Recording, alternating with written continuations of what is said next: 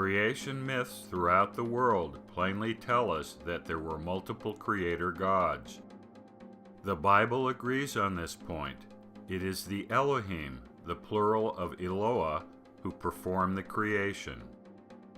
The Book of Abraham affirms that there was a plurality of gods involved in the creation of the heavens and the earth. The Temple Endowment names 3 gods who took part in the creation: Elohim, Jehovah, and Michael.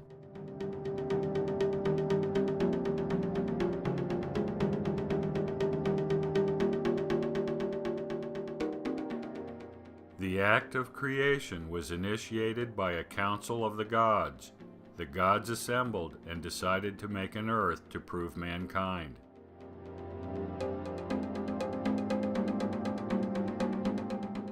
In a revelation to Joseph Smith while he was incarcerated in Liberty Jail, the Lord named this council the Council of the Eternal God.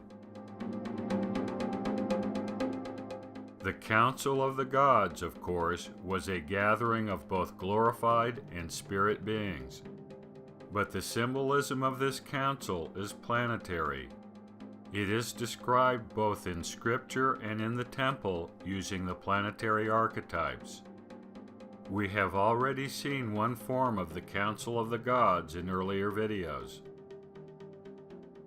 The symbolism of the calling forth of the Council of Gods, on the other hand, is based upon a wholly different phase in the evolution of the polar configuration.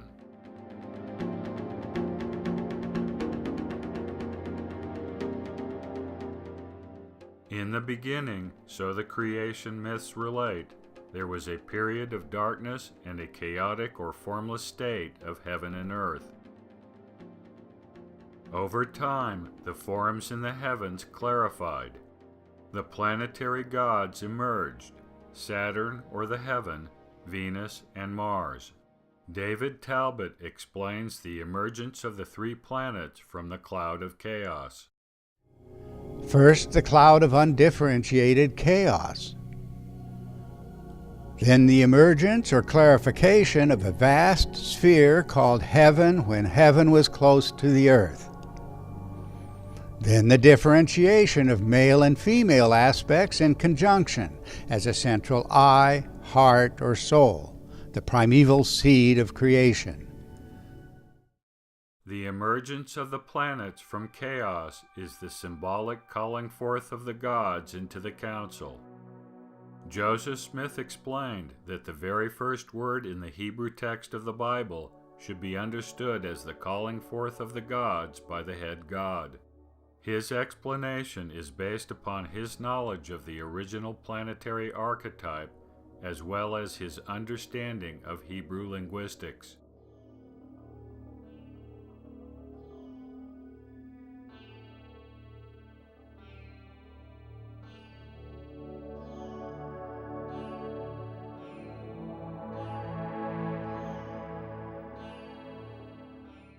The bringing forth of the gods in the Grand Council is represented by the archetype of the emergence of Saturn, the head god, from chaos, followed by the emergence of 2 more gods, Venus and Mars.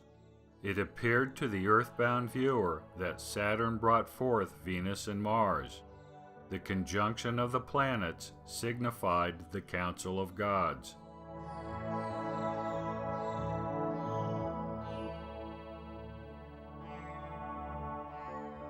As we set forth in an earlier video in this series, every god and name of God has a planetary association behind it.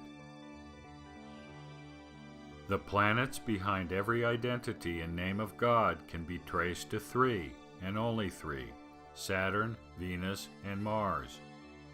Furthermore, behind every planetary creator god is an anthropomorphic deity. The planetary gods represent very real human gods. This is not the anthropomorphism of the mythologies of the world, where the planetary gods take upon human form or acquire human qualities. It is the idea that the planets are not the gods, but that the gods are exalted humans.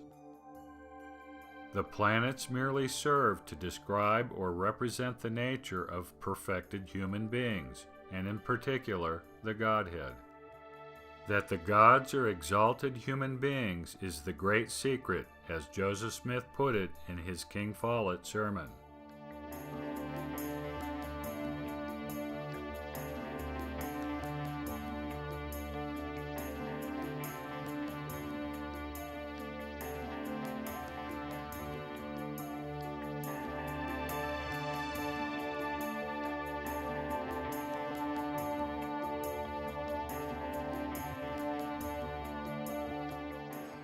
Joseph taught that this was the first and most important principle of the gospel of Jesus Christ.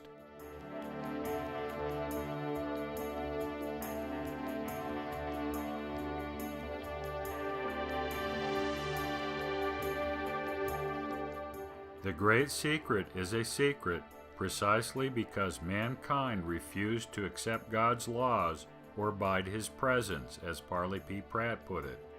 They preferred the mysteries and childish tales of the planet gods.